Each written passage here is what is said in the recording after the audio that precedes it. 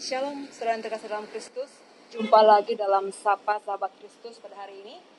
Bersyukur karena anugerah Tuhan, setiap kita kembali bisa dipertemukan secara online untuk bersama-sama disegarkan dan diingatkan oleh firman Tuhan. Mari setiap kita akan masuk dalam doa sebelum kita memulai perenungan pada hari ini. Kita masuk dalam doa.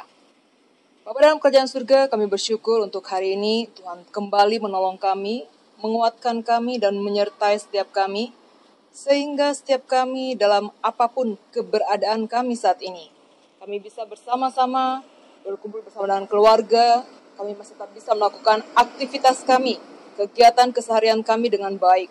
Dan ketika kami masih bisa memiliki kesempatan untuk bersama-sama belajar akan firman Tuhan, ini juga adalah sesuatu anugerah buat kesegaran iman kami. Anugerah yang ingin kami syukuri kepada Tuhan. Tolong kami saat ini Tuhan, dan hanya dalam nama Tuhan Yesus kami alaskan proses pembelajaran kami bersama pada saat ini dan juga proses jaringan kami. Tuhan tolong kami, Tuhan sertai kami. Hanya di dalam nama Tuhan Yesus kami alaskan permohonan kami. Haleluya. Amin. Saudara-saudara terkasih dalam Kristus, saya ingin mengajak setiap kita menyaksikan sebuah kisah dalam keseharian tentang bagaimana mereka menolong seorang wanita yang karena ditabrak oleh sebuah mobil menyebabkan wanita itu jatuh ke dalam sebuah lubang. Kita saksikan bersama tayangan berikut ini. Silakan.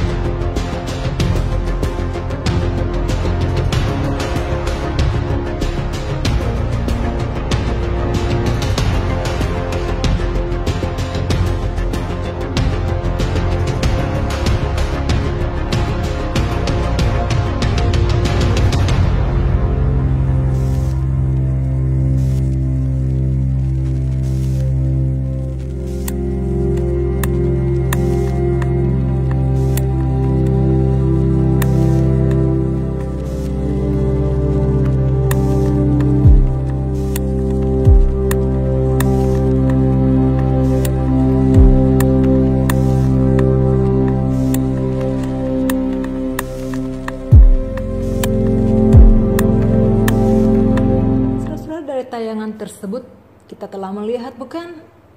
Luar biasa. Bagaimana seseorang dia sudah menyadari kesalahannya, dia bertanggung jawab dan dia segera melihat bagaimana keadaan wanita itu. Lalu dia mencoba meminta pertolongan. Lalu kita juga bisa melihat dalam klip tersebut bagaimana kemudian orang-orang asing yang tidak mengenal satu dengan lainnya, mereka berbondong-bondong datang, beramai-ramai datang membantu. Kita bisa melihat tadi ada yang menggeser motor, menyelamatkan motornya, ada yang istilahnya bagaimana memindahkan helmnya, mengesampingkan helmnya supaya nggak mengganggu, dan bagaimana mereka berpikir bersama-sama bagaimana caranya mengeluarkan wanita yang terluka dari dalam lubang itu. Sesuatu yang luar biasa. Biasanya kalau kita akui ya, ini kondisi yang terjadi mungkin bukan di Indonesia, tapi nggak tahu di mana tepatnya. Tapi ini bukan sebuah rekayasa, tapi sesuatu yang benar-benar terjadi. Kalau di sini yang diselamatkan duluan motornya, atau helmnya diselamatkan duluan entah kemana. Habis itu setelah orang selamat, yang lain juga selamat semua. Dalam arti hilang semuanya gitu ya. Nah di sini kita bisa melihat sesuatu yang luar biasa, bukan, saling menolong. Akhirnya wanita yang terluka itu berhasil dikeluarkan dari dalam lubang yang kurang lebih 2,14 meter lah kalau dibulatkan ya, kedalaman itu, dan berhasil dikeluarkan. Lalu mereka segera membawa wanita yang terluka itu ke rumah sakit. Kalau kita bertanya kepada diri kita sendiri mengenai memperhatikan orang lain, bagaimana mendahulukan, menolong orang yang sama sekali kita tidak kenal ketika dia terluka, atau misalnya dia tidak terluka. Ini sesuatu tantangan dan sesuatu hal yang menjadi pembelajaran bersama kita pada hari ini.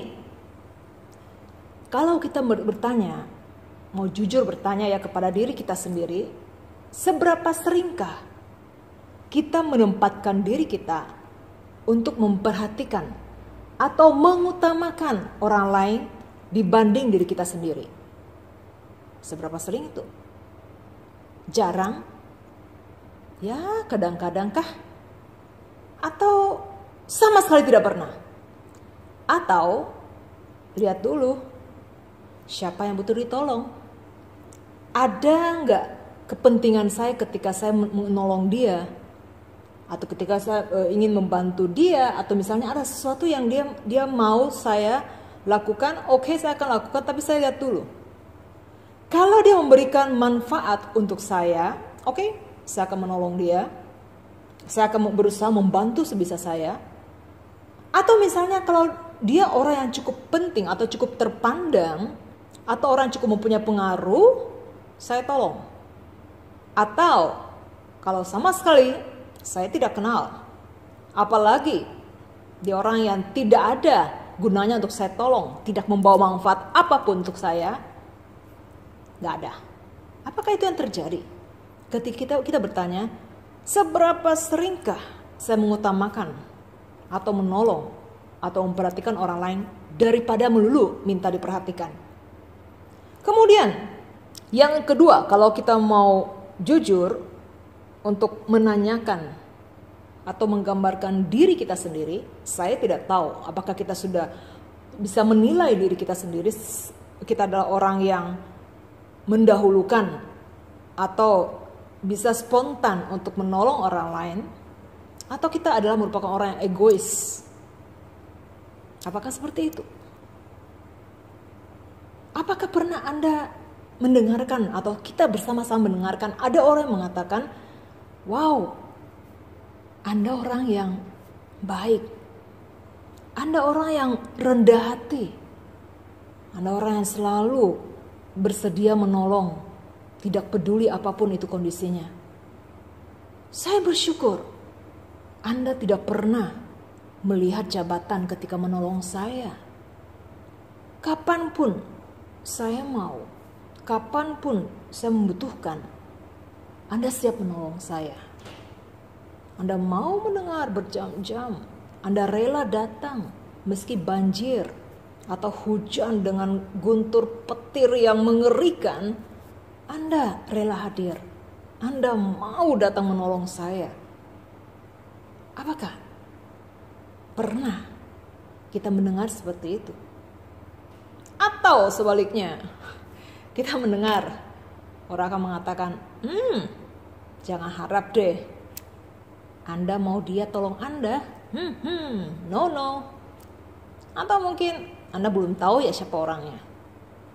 Dia itu orangnya, super sibuk, tunggu aja sampai dia ada waktu. Itu pun kalau dia ingat. Apakah seperti itu? Kita bisa menilai diri kita sendiri. Tetapi firman Tuhan ingin mengingatkan setiap kita, ingin memberikan tantangan kepada setiap kita yang adalah anak-anak Tuhan, yang tahu persis apa yang Tuhan inginkan dalam kehidupan kita, yaitu mungkinkah kita menjadi orang yang bisa mengutamakan orang lain, mengutamakan kepentingan orang lain, memperhatikan orang lain, bersedia totalitas untuk menolong orang lain. Apakah kita bisa? Ataukah kita adalah orang yang super egois, super sombong, super susah untuk dicari? Apakah seperti itu? Kita akan bersama-sama belajar firman Tuhan yang akan senantiasa mengingatkan setiap kita.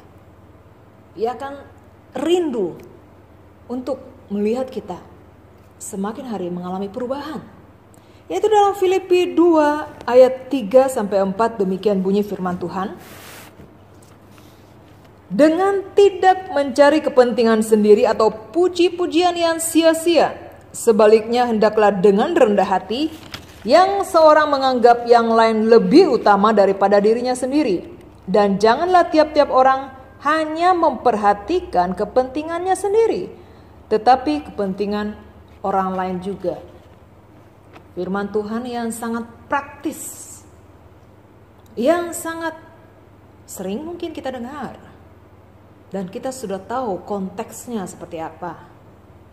Tetapi ini menjadi sesuatu yang susah, tidak gampang untuk kita lakukan, yang istilahnya membutuhkan kesabaran kita, komitmen kita, untuk kita mau selalu terus-menerus menjadi orang yang rendah hati, menjadi pribadi yang diinginkan Kristus, yang meneladani Kristus dalam kehidupan pribadi setiap kita. Paulus ketika memberikan nasihat ini, memberikan perintah ini kepada jemaat Filipi, dia rindu bahwa mereka janganlah karena penderitaan yang mereka alami karena Kristus, itu membuat akhirnya mereka tidak mau tahu sekitarnya. Hanya berpikir, saya sendiri sudah susah karena iman saya kepada Tuhan. Karena saya orang Kristen menyebabkan saya menderita. Ngapain saya harus perhatikan sekeliling saya? Saya sudah susah. Saya sudah capek, letih, lelah. Saya sudah banyak masalah. Kenapa saya harus memperhatikan orang lain? Biarlah itu menjadi tanggung jawab pemimpin-pemimpin dalam gereja tersebut, penatua-penatua dalam gereja tersebut. Atau misalnya dalam konteks sekarang, biarlah itu menjadi perhatian daripada aktivis gereja, pengurus-pengurus komisi, pengurus bidang, majelis, hamba Tuhan. Biarlah tugas mereka. Saya gak perlu. Siapa bilang, Bapak Ibu yang terkasih dalam Tuhan?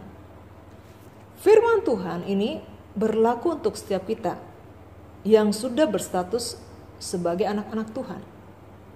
Tuhan rindu bagaimana kita tidak melulu memperhatikan kepentingan kita, tidak melulu ingin orang memperhatikan saya, orang peduli kepada saya. Saya tidak mau peduli kepada orang lain. Saya punya masalah, terserah orang lain. Saya mau diperhatikan. Saya punya posisi penting untuk diperhatikan dan saya wajib diperhatikan. Tidak seperti itu. Jadi inilah menjadi PR bagi setiap kita. Kenapa sih kita harus menerima tantangan ini? Jelas kita harus menerima tantangan ini karena ini adalah kerinduan Tuhan bagi setiap kita. Kita sudah menerima anugerah pengampunan dari Kristus. Kristus sudah bersedia mati di atas kayu salib demi kita. Kristus rela istilahnya diinjak, dihina demi kita. Kita bersama, saya dan saudara-saudara. Kristus sudah rela memberikan anugerah keselamatan, mengampuni kita orang yang berdosa. Kita juga yang sudah merasakan berkat Tuhan, anugerah Tuhan. Tuhan rindu kita jangan egois. Jangan sombong, jangan melulu saya yang mau diperhatikan.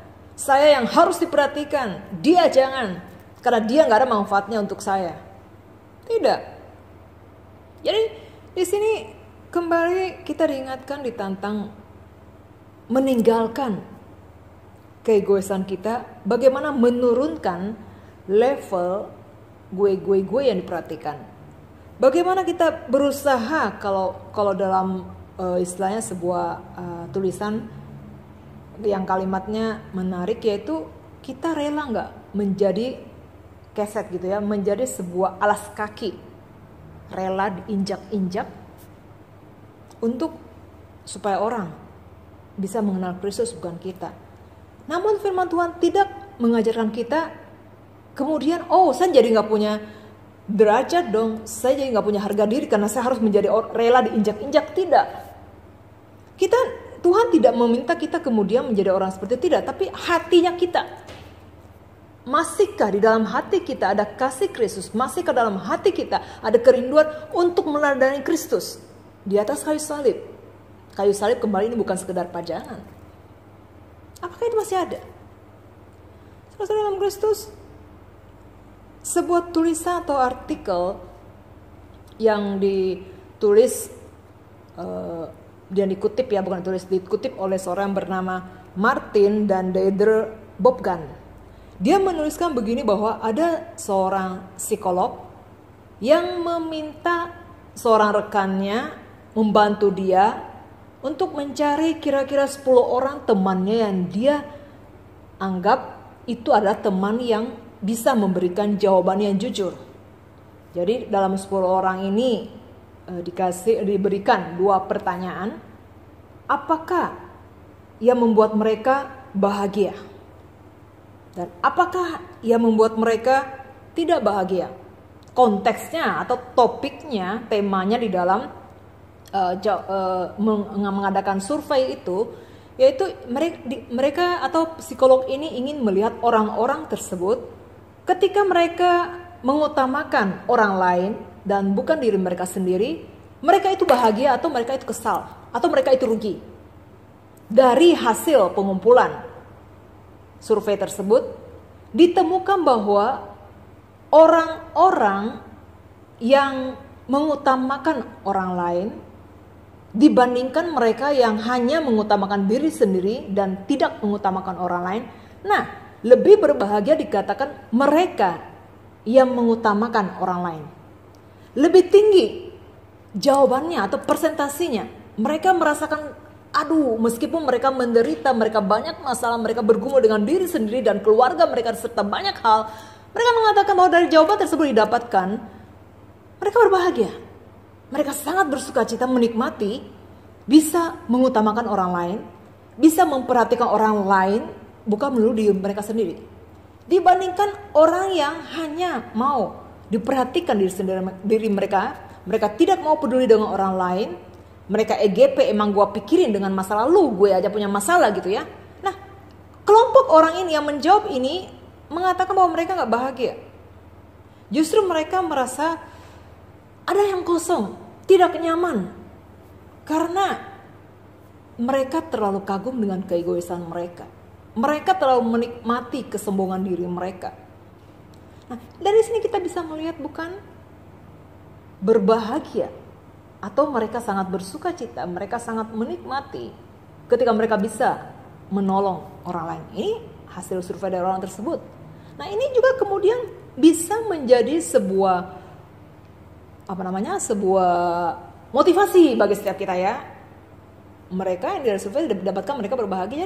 Jadi Tuhan tidak pernah memberikan perintah yang merugikan kita, yang membuat kita istilahnya dalam arti kita semakin, ketika kita menolong orang kita semakin sakit, kita semakin tersiksa, atau ketika menolong orang uang kita atau materi kita semakin hari semakin hilang. Tidak.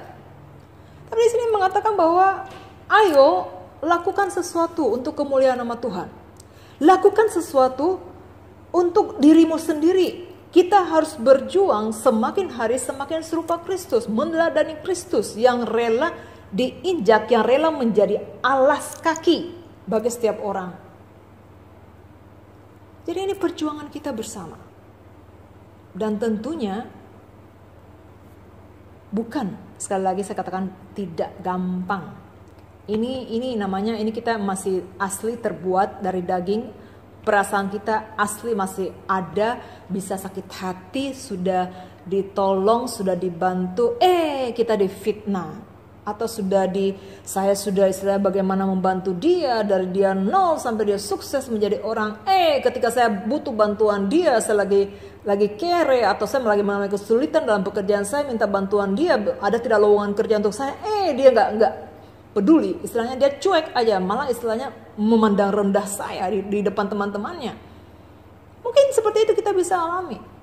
Tetapi bagaimana kita kembali lagi diingatkan ketika kamu berada dalam kondisi yang menyakitkan, ketika kamu sudah berusaha mengutamakan orang lain dari diri sendiri, ingat, Kristus juga sudah pernah mengalami. Jadi ketika kita dalam kondisi betul-betul yang tidak seperti yang kita harapkan, jangan putus asa untuk terus meneladani Kristus. Jangan menjadi lelah untuk terus mengutamakan kepentingan orang lain. Saudara, Dietrich Bonhoeffer memberikan dan menolong kita dengan 7 prinsip yang bisa bagaimana membantu kita untuk bisa semakin hari semakin meminimkan keegoisan atau kesombongan kita atau keenggangan, ketidakmauan kita untuk belajar mengutamakan kepentingan orang lain, belajar untuk memperhatikan orang lain, belajar untuk menolong orang lain ketika kita mampu, bukan melulu kita yang mau diperhatikan, bukan selalu kita yang ingin ditolong. 7 prinsip yang dikemukakan itu, yaitu yang pertama, yaitu bagaimana kita belajar menahan lidah. Dalam arti bahwa bagaimana kita belajar untuk menghormati orang lain, tidak mengucapkan kata-kata atau kalimat yang bisa menyakiti atau membuat dia terluka. Atau kita mengeluarkan kalimat-kalimat yang meremehkan dia. Lidah kita sudah tahu sesuatu yang kecil tetapi berbahaya, bukan? Dalam firman Tuhan di dalam Yakobus juga sudah menjelaskan kepada kita. Lidah kita ini adalah seperti api, bisa mematikan orang, terluka. Jadi ini bagaimana prinsip yang pertama? Menahan lidah.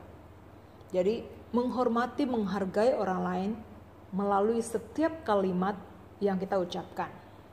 Yang kedua, selalu menyadari jika kita adalah orang berdosa dan kita semua telah mendapatkan anugerah, keselamatan, kasih karunia, pengampunan daripada Kristus. Jadi kita harus selalu sadar, kita tidak boleh sombong, kita tidak boleh membanggakan diri. Karena status kita sama. Sama-sama kita telah mendapat anugerah dari Tuhan. Kasih karunia, pengampunan, kita sudah diampuni oleh Tuhan.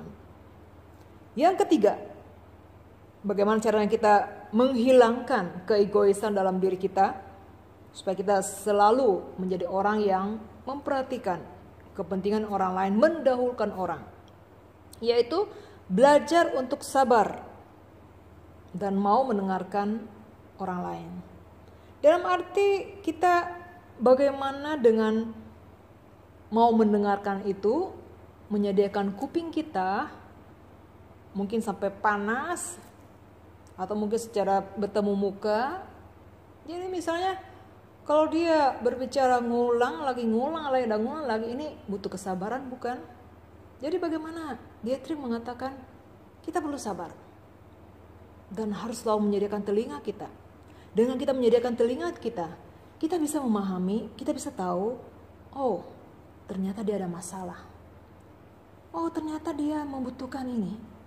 Kalau kita gak berusaha sabar dan belajar mendengarkan, bagaimana kita bisa tahu pergumulan dia? Bagaimana kita bisa tahu apa yang kita bisa lakukan untuk menolong dia? Prinsip yang keempat, sesibuk apapun kita, berusahalah untuk menyediakan waktu untuk membantu tanpa melihat besar kecilnya masalah yang dialami oleh orang tersebut. Jadi kita tahu di masa-masa pandemi ini pasti justru semakin sibuk. Kita mungkin tidak akan punya waktu untuk diri kita sendiri. Orang lain dia ingin kapan untuk diri kita sendiri? Pasti ada. Tuhan memberikan kita hikmat. Kita bisa memohon hikmat kepada Tuhan. Sehingga Tuhan juga akan terus memampukan kita ketika kita bisa mengutamakan orang lain. Kekuatan Tuhan akan selalu cukup untuk setiap kita. Kesegaran daripada Tuhan akan selalu cukup untuk setiap kita. Ketika kita dengan hati yang tulus, hati yang mau memperhatikan orang lain, hati yang mau menyediakan waktu untuk orang lain. Mungkin kita merelakan tidur siang kita kah? Mungkin kita merelakan waktu kita yang lain kah? Meninggalkan sejenak untuk menyediakan bagi orang-orang yang membutuhkan, bagi saudara seiman kita, bagi anggota keluarga kita, bagi rekan-rekan teman-teman kita mungkin. Itu yang menjadi prinsip keempat. Kemudian prinsip yang kelima yang dikatakan Dietrich yaitu berusaha belajar mengampuni.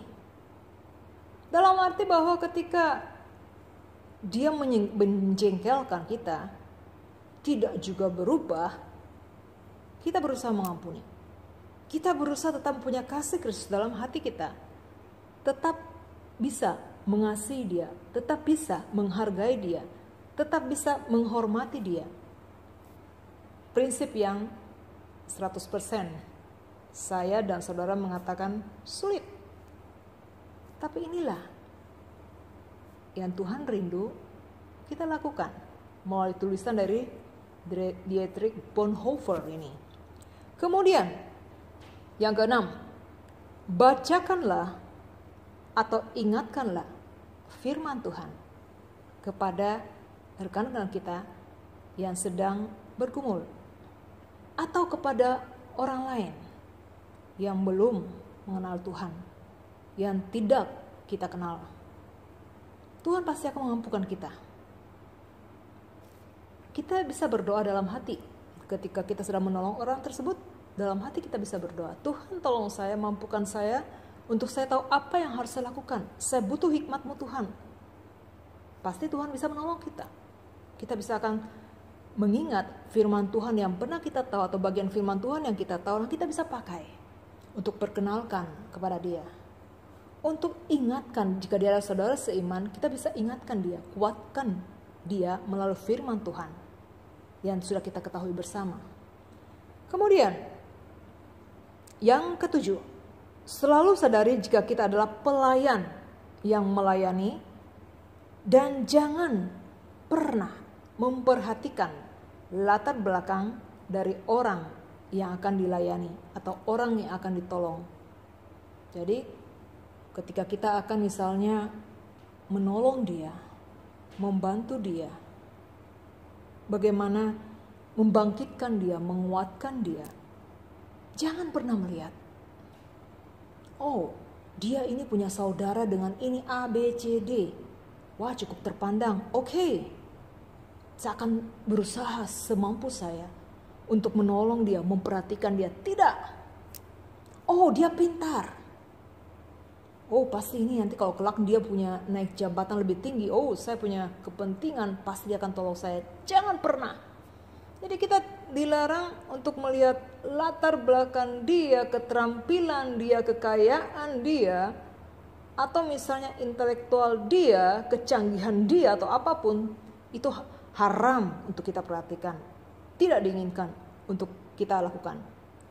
Tuhan sendiri ketika menebus saya dan saudara, apakah Tuhan melihat latar belakang kita? Apakah Tuhan melihat kepintaran kita? Apakah Tuhan melihat ada nggak kira-kira kang tau? Ada nggak kira-kira manfaatnya ketika Tuhan menolong saya? Ketika Tuhan menguatkan saya, ketika Tuhan mati untuk kita. Adakah Tuhan melihat itu? Tidak. Ketika Tuhan sudah memperlihatkan dan tidak melihat itu, maka Tuhan juga rindu, kita juga jangan memakai itu. Jadi ini sesuatu yang menarik yang dikemukakan, 7 prinsip yang dikemukakan oleh Dietrich, yang kiranya bisa menolong setiap kita. Jadi kita mohon Tuhan, berdoa, Tuhan tolong saya.